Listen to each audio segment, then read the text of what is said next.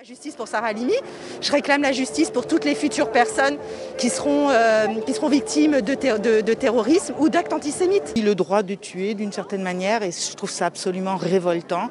Je pense qu'il aurait fallu dessaisir cette juge d'instruction.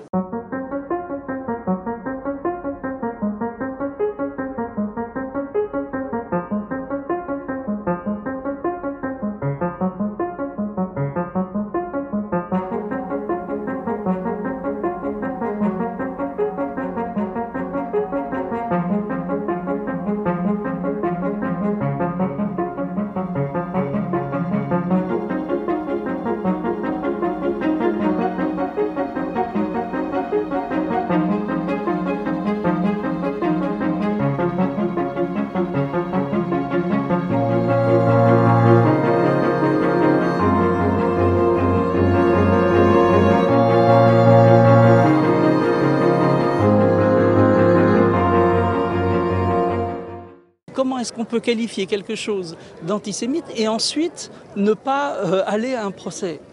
Enfin, je veux dire, tout concourt à des aberrations dans cette histoire.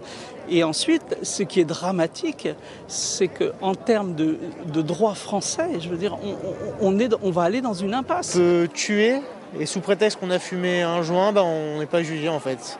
Et c'est même pas simplement tuer, c'est un acte de barbarie. On a défenestré une vieille femme qui était médecin, directrice de crèche, une femme qui s'est consacrée toute sa vie aux autres, parce que juive, encore en France en 2020, on peut tuer, et donc il ne sera pas jugé ce mec-là. Quand on est fou depuis longtemps, on a été reconnu fou, on a fait d'autres actes, d'autres conséquences. On a un dossier médical, on a quelque chose.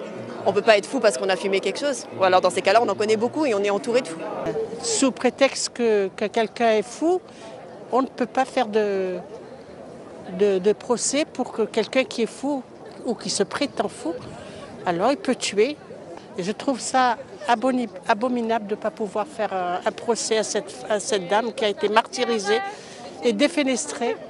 Et je suis touchée comme si c'était ma mère. On s'est rendu compte qu'il y a eu plusieurs actes antisémites où les personnes ont été déclarées irresponsables. Donc là, il y a un problème. De toute façon, par rapport à l'antisémitisme, il y a un problème. Mais d'une façon plus générale, au sein de la société française, il y a un truc qui ne va pas.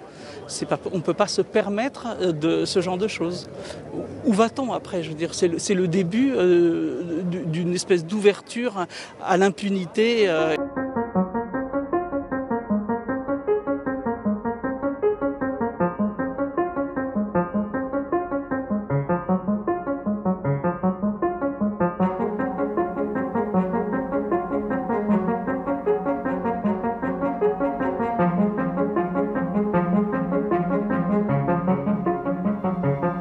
C'est très compliqué parce que je pense qu'il y a eu de nombreux experts qui sont intervenus là-dessus, donc on n'est pas spécialiste, mais on comprend surtout qu'il y a eu un certain nombre de manquements dans la procédure et que c'est ça qu'on veut aussi pouvoir exprimer, c'est notre volonté que toute la vérité soit faite et qu'il y ait un jugement en rapport avec ce qui s'est passé.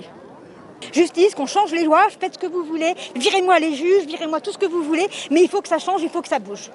Voilà, je suis très en colère parce que vous voyez, on est tous là, alors qu'on est en plein confinement, on ne devrait pas être là, mais ça semble indispensable. Il faut arrêter de dire juive, elle est d'abord française. D'accord? Donc c'est une femme comme une autre, ça peut arriver à ma mère, ça peut arriver à ma sœur, ça peut arriver à ma grand-mère, surtout que s'il y avait eu que Sarah, à la rigueur.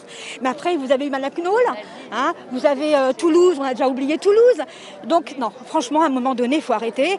Chaque année, on va à l'anniversaire d'Ilan Halimi, on allume une bougie. Il y a un petit square que Madame Hidalgo a fait, mais il ne se passe rien concrètement. Voilà. Et bientôt, demain, après-demain, les Juifs partiront. Et moi, les Juifs, ce sont mes amis, et je veux pas qu'ils quittent la France. Voilà.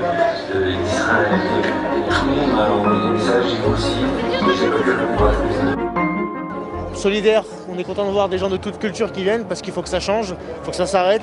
Il faut vraiment que le gouvernement français change tout. Ça va pas du tout dans ce pays aujourd'hui. C'est un crime antisémite reconnu. Maintenant, moi je ne suis pas là pour dénoncer les institutions de la République française. Voilà, je suis là surtout pour témoigner mon soutien à la famille si elle en avait besoin.